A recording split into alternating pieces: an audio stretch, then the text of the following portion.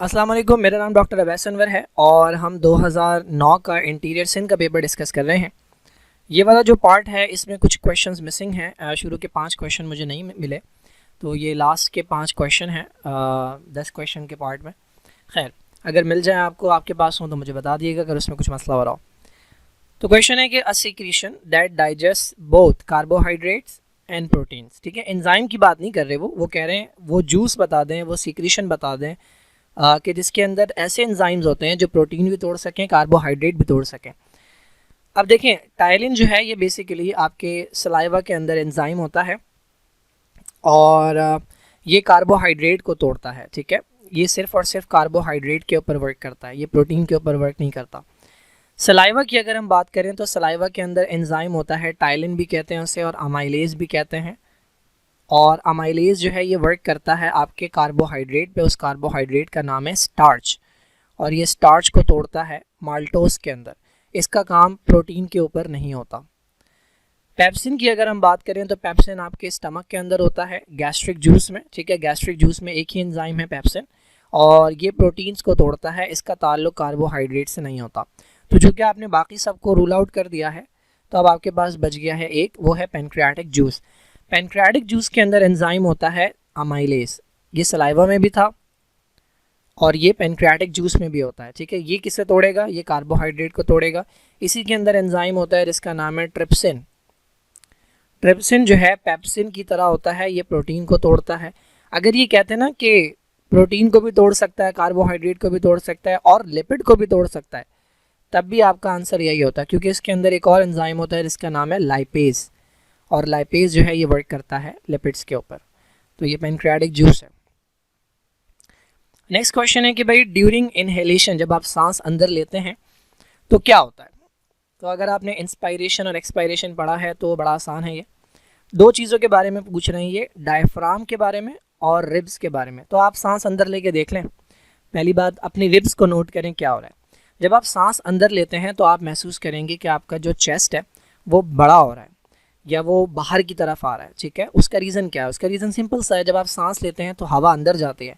जब आप बलून के अंदर हवा भरते हैं तो बलून का जो साइज़ है वो बड़ा हो जाता है। तो जब आप सांस अंदर लेंगे तो आपके चेस्ट का जो साइज़ है, चेस्ट की जो कैविटी है, लंग्स का जो साइज़ है वो बढ़ जाएगा। जब चेस्ट का साइज़ बढ़ेगा, इसका मतलब जो आपकी रिब्स हैं वो बाहर की तरफ मूव करेंगी। तो पहले तो हमें ये पता लग गया कि रिब्स जो हैं वो बाहर की तरफ मूव करती हैं, और सिर्फ बाहर की तरफ मूव नहीं करती बल्कि रिब्स ऊपर की तरफ भी मूव करती हैं। तो रिब्स की जो मूवमेंट होती है ना वो कहलाती है अपवर्ड एंड आउटवर्ड। ये दोनों मूवमेंट साथ होती हैं। जब आप सांस अंदर खींच के देखें, आपको महसूस होगा आपका सीना चौड़ा हो रहा है और ऊपर की तरफ उठ रहा है। ठीक है, तो रिब्स जो है ना वो रेज होती हैं। तो पहली बात, जिसमें रेज लिखा हुआ है उनमें से कोई हमारा आंसर है। रिब्स लोअर कब होती हैं, नीचे कब जाएंगी रिब्स? जब आप एक्सपायर करेंगे, जब सांस बाहर छोड़ेंगे तब आपकी रिब्स जाती हैं डाउनवर्ड। ठीक है, अल्लाह, आपकी रिब्स जाती हैं डाउनवर्ड और इनवर्ड, अंदर की तरफ जाएंगी और नीचे की तरफ जाएंगी जब आप एक्सपायर करेंगे। तो लोअर नहीं होंगी इंस्पायरेशन में और स्टेशनरी नहीं रहेंगी। ऐसा तो हो ही नहीं सकता ना कि हवा अंदर भी जा रही है बाहर भी आ रही है और आपकी रिब्स वहीं खड़ी हैं। तो इन दोनों में से कोई हमारा आंसर है। ठीक है, या तो ए है हमारा आंसर क्योंकि इसमें भी रेज हो रही हैं रिब्स, या तो डी है हमारा आंसर क्योंकि इसके अंदर भी रेज हो रही हैं रिब्स। अब बात कर लेते हैं कि डायफ्राम की। तो यहाँ पर मैं समझाता हूँ, ये हमारे लंग्स हैं। ठीक है, ये लंग है एक राइट और ये लेफ्ट लंग है, और ये हमारे पास एक मसल है that is known as diaphragm. ये जो लंग्स हैं ये इसके साथ चिपके हुए होता है। ठीक है, ये लंग्स इसके साथ चिपके हुए होता है। अच्छा, अब और अगर आप करें तो मैंने आपको कहा कि जब आप सांस लेते हैं तो हवा अंदर जाती है। आपने अगर रेस्पिरेटरी सिस्टम पढ़ा हो, इंसानों के अंदर ब्रीदिंग का मैकेनिज्म पढ़ा हो, तो आपने एक चीज़ पढ़ी होगी कि हमारे अंदर होती है नेगेटिव प्रेशर ब्रीदिंग। ठीक है, नेगेटिव प्रेशर ब्रीदिंग। अब ये नेगेटिव प्रेशर ब्रीदिंग क्या है? इसका मतलब ये है कि हमें एनर्जी लगाकर हमें हवा को धक्का नहीं देना पड़ता लंग्स के अंदर। हम क्या करते हैं, सिंपल अपने चेस्ट का साइज़ इंक्रीज़ करते हैं और उसकी वजह से हवा खुद ब खुद अंदर आती है।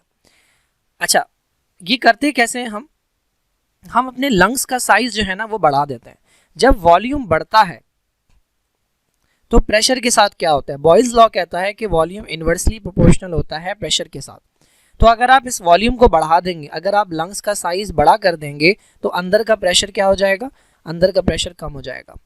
अब ये लंग्स कनेक्टेड है इन्वायरमेंट से, ठीक है, इन्वायरमेंट से बाहर से कनेक्टेड है। बाहर का प्रेशर अगर ज़्यादा है और लंग्स के अंदर का प्रेशर कम है तो एयर खुद ब खुद अंदर मूव करती है। तो आपको सिर्फ इतना करना है कि अपने लंग्स का साइज़ बढ़ाना है। कैसे बढ़ाएंगे, मैंने आपको कहा लंग्स अटैच हैं किसके साथ, डायफ्राम के साथ। अभी ये डायफ्राम फ्लैट नहीं है, अभी ये डायफ्राम डोम शेप है, दिस इज कॉल्ड डोम। तो आपने करना क्या है, अपने डायफ्राम को फ्लैट करना है। जब आप फ्लैट करेंगे ना तो ये डायफ्राम नीचे की तरफ मूव करेगा। तो ये कुछ इस तरह का हो जाएगा, ये डायफ्राम इस तरह हो गया।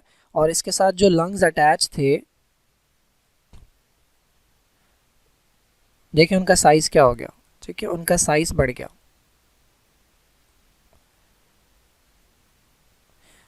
साइज बढ़ गया, आपने डायफ्राम को नीचे की तरफ मूव किया, यानी जब डायफ्राम कॉन्ट्रैक्ट करता है तो ये नीचे की तरफ मूव करता है और ये फ्लैट हो जाता है, डोम शेप नहीं रहता, ये फ्लैट हो जाता है।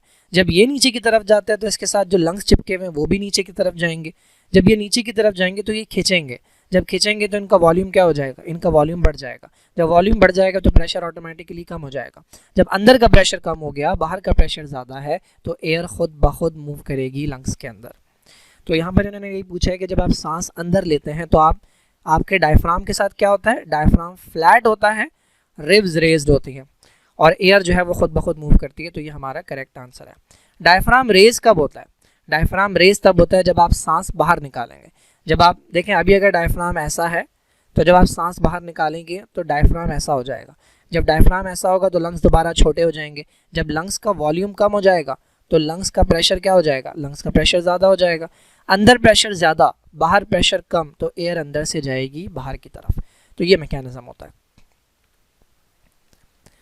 Okay, a nerve cell that receives stimuli from the outside is known as. तो पहली बात स्टिमुलस क्या होता है, स्टिमुलस कहते हैं चेंज इन एनवायरनमेंट को। एनवायरनमेंट में किसी तरह का भी चेंज आता है तो वो हमारी बॉडी परसीव करती है as a stimulus. For example अभी मैं जहाँ हूँ यहाँ पर अभी लाइट चली गई है, ठीक है, तो लाइट जाने से क्या हुआ, पंखा बंद हो गया। जब पंखा बंद हो गया तो अब गर्मी हो रही है।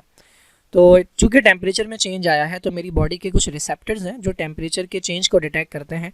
उस रिसेप्टर ने ये चेंज डिटेक्ट कर लिया डिटेक्ट। जैसे ही इसने डिटेक्ट किया, अब इसने ये मैसेज ट्रांसफ़र किया मेरे ब्रेन के पास, जिसे आप कहते हैं CNS, सेंट्रल नर्वस सिस्टम। तो ये मैसेज ब्रेन के पास गया।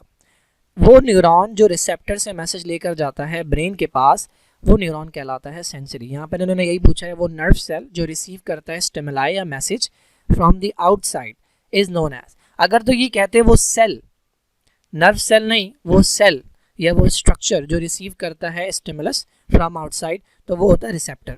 अगर यहाँ पे रिसेप्टर का ऑप्शन होता और यहाँ पे नर्व नहीं लिखा होता, खाली सेल लिखा होता, तो मैं अब मार्क करता रिसेप्टर को। लेकिन नर्व जो है ना, ये आपके नर्वस सिस्टम का पार्ट है। तो नर्व, वो नर्व जो मैसेज को लेकर जाती है, उसका नाम है सेंसरी।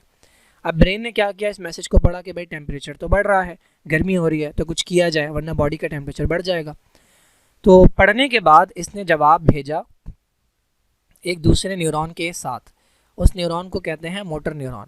और अब वो मैसेज आया है मेरे स्वेट ग्लैंड्स तक। इन्हें मैं कहूँगा इफेक्टर, क्योंकि ये कोई ना कोई रिस्पॉन्स जनरेट करेंगे और मुझे स्वेटिंग स्टार्ट हो गई है। तो स्वेटिंग बेसिकली बॉडी का मैकेनिज्म होता है टू कूल डाउन। जिस तरह प्लांट्स के अंदर ट्रांसपायरेशन होती है, इस तरह इंसानों के अंदर या एनिमल्स के अंदर स्वेटिंग होती है ताकि बॉडी का टेम्परेचर कूल डाउन किया जाए। तो ये पूरा मैकेनिज्म होता है। Okay, the correct order of arrangement in terms of increasing complexity of the following. तो आपने ये यार बच्चों वाली चीज़ है, ये सबसे बेसिक यूनिट जो है लाइफ का, जो है सबसे छोटा वो सेल होता है। सेल मिलते हैं तो वो टिश्यू बनाते हैं, टिश्यू मिलते हैं वो ऑर्गन बनाते हैं, ऑर्गन मिलते हैं तो वो सिस्टम बनाते हैं, और सिस्टम मिलते हैं तो ऑर्गेनिज्म। बचपन से पढ़ते हुए आ रहे हैं। तो ये वाली बात जो आपने नोट करनी है, इसको इस तरह नहीं देना चाहिए था, इंक्रीजिंग कॉम्प्लेक्सिटी से नहीं देना चाहिए था, बल्कि डिक्रीजिंग कॉम्प्लेक्सिटी से देते, क्योंकि ये वाला ऑर्डर सारे बच्चों को याद होता है। अगर ये कहते डिक्रीजिंग कॉम्प्लेक्सिटी तो आपको ये वाला ऑर्डर सेलेक्ट करना होता। तो पहले नंबर पे अगर हम इंक्रीजिंग कॉम्प्लेक्सिटी की बात करें तो पहले नंबर पे आता है 2। तो 2 किस में दिया है, सब में दिया है, वाह। उसके बाद आता है 3 किस में दिया है, इन 4 में दिया है, तो ये आंसर नहीं है। उसके बाद आता है 1, 1 किस में दिया है भाई, इसमें नहीं है, अच्छा इनमें है और इनमें है, तो ये आंसर नहीं है और ये आंसर नहीं है। उसके बाद आता है सिस्टम, तो 5 होना चाहिए, 5 किस में दिया है भाई, यहाँ नहीं दिया हुआ, यहाँ दिया हुआ है, तो ये करेक्ट आंसर है। ठीक है, अगर ये कहते हैं डिक्रीजिंग कॉम्प्लेक्सिटी तो ये हमारा आंसर नहीं होता, क्योंकि डिक्रीजिंग कॉम्प्लेक्सिटी में सबसे पहले आता ऑर्गन, यानी सबसे पहले आता 1। इन्होंने तो खैर ऑप्शन ही नहीं दिए हुए, बट इस क्वेश्चन को डिक्रीजिंग कॉम्प्लेक्सिटी के हिसाब से देना चाहिए, क्योंकि इंक्रीज ये वाला ऑर्डर सबको याद होता है, ये वाला ऑर्डर जो है ना ये मुश्किल होता है, और बच्चे नोटिस करते भी नहीं है कि इंक्रीजिंग है डिक्रीजिंग है, वो भाई सेल टिश्यू हमने पढ़ा है, सेल टिश्यू ऑर्गन, तो वो वही वाला लगा देते हैं। ठीक है, okay, when hybrids are crossed the genotype ratio, अच्छा ये बड़ा अच्छा सवाल है। अभी हाइब्रिड्स क्या होते हैं, आपने चैप्टर नंबर 8 के अंदर सिंगल ट्रेट इनहेरिटेंस पढ़ी है, मोनो हाइब्रिड का क्रॉस पढ़ा है। आप 2 प्लांट्स ले रहे थे, सपोज कर लें एक प्लांट है कि जिसके अंदर 2 तरह के फूल लगते हैं, यानी उसके अंदर 2 वैरायटीज़ हैं, एक वो है जो रेड कलर का फ्लावर प्रोड्यूस करते हैं प्लांट्स, और एक वो है जो वाइट कलर का फ्लावर प्रोड्यूस। फॉर एग्जांपल हम गुलाब की बात करते हैं, तो लाल गुलाब का पौधा ले लें और सफ़ेद गुलाब का पौधा ले लें। अच्छा, इस वक्त ये कहलाते हैं प्योर। प्योर का मतलब इसके पास दोनों जीन्स लाल कलर वाली होंगी और इसके पास दोनों जीन्स सफ़ेद वाली होंगी। हम सपोज कर लेते हैं कि लाल वाला कलर डोमिनेंट है, हमें ज़्यादा फ्लावर लाल वाले नज़र आ रहे हैं, सफ़ेद कम नज़र आ रहे हैं, तो इसको हम स्मॉल अल्फ़ाबेट से रिप्रेजेंट करेंगे। तो ये कंडीशन कहलाती है pure, this is known as pure breeding plant, और या ये कंडीशन कहलाती है होमोजाइगस। जब इनका क्रॉस करवाएंगे ना आप, तो उसके नतीजे में एक जीन यहाँ से आएगी और एक जीन यहाँ से आएगी, ये वाला प्लांट कहलाता है अब हाइब्रिड, क्योंकि ये मिक्सचर है। ठीक है, ये 2 ऐसे प्लांट का मिक्सचर है कि जिनके दरमियान डिफरेंस था, तो ये कहलाता है हाइब्रिड। ये दिखेगा कैसा, ये पिंक कह रहा हूँ, ये रेड दिखेगा क्योंकि रेड कलर डोमिनेंट है वाइट कलर के ऊपर। इन्होंने सवाल में क्या पूछा, इन्होंने पूछा है कि जब ये 2 हाइब्रिड का क्रॉस करवाएं, अब इस तरह के बहुत सारे बनेंगे, ये एक बना है, ये एक और बना है, ये एक और बना है, अब इनमें से कोई आप 2 ले लें और इन दोनों को आपस में क्रॉस करवा दें। तो इन्होंने पूछा है कि जब 2 हाइब्रिड का क्रॉस होगा तो उसके नतीजे में जीनोटाइप का रेशियो क्या आएगा। तो अब मैं समझाता हूँ, ये हमने क्रॉस करवाना है पहले, ये एक पेरेंट है, ये दूसरा पेरेंट है, एक तरफ इसके गैमेट ले लें, गैमेट में क्या होता है, ये दोनों एक दूसरे से अलग हो जाते हैं, तो एक गैमेट में कैपिटल आर गया और एक गैमेट में स्मॉल आर गया, इधर से भी एक गैमेट में कैपिटल आर गया, एक गैमेट में स्मॉल आर गया। देखें ये दोनों जब मिलेंगे तो बनेगा कैपिटल आर, ये दोनों जब मिलेंगे तो बनेगा कैपिटल आर स्मॉल आर, ये दोनों जब मिलेंगे तो बनेगा कैपिटल आर स्मॉल आर, और ये दोनों जब मिलेंगे तो बनेगा स्मॉल आर। चूँकि रेड कलर डोमिनेंट है तो ये भी रेड, ये भी रेड, ये भी रेड और ये वाइट। तो आपको कितनी तरह के प्लांट मिल रहे हैं, आपको 2 तरह के प्लांट मिल रहे हैं, रेड वाले और वाइट वाले, और इनका रेशियो क्या है, 4 में से 3 रेड है और 1 वाइट है, तो रेशियो क्या है 3:1। लेकिन इस रेशियो को हम कहते हैं फिनोटाइप रेशियो। फिनोटाइप कहते हैं फिजिकल अपीयरेंस को, आउटर अपीयरेंस को, ये फिनोटाइप रेशियो है। यहाँ पर फिनोटाइप रेशियो नहीं पूछा उन्होंने, यहाँ पर ये वाला रेशियो पूछा है कि जीन्स कौन कौन सी हैं। तो अब जीन्स के हवाले से अगर आप देखें तो एक प्लांट वो हैं कि जिनके पास दोनों जीन्स कैपिटल आर वाली हैं, एक तरह के प्लांट वो हैं कि जिनके पास एक जीन कैपिटल आर, एक जीन स्मॉल आर, यानी एक जीन रेड एक जीन वाइट वाली है, और एक तरह का प्लांट ऐसा है कि जिसके पास दोनों जीन्स वाइट वाले हैं। ये जो जीन्स है ना किसी के पास, ये उसका जीनोटाइप कहलाता है। इस तरह के कितने हैं हमारे पास जिनके पास दोनों रेड हो, एक। इस तरह के कितने हैं जिनके पास एक रेड और एक वाइट वाली हो, ये 2 हैं। और इस तरह के कितने हमारे पास, एक।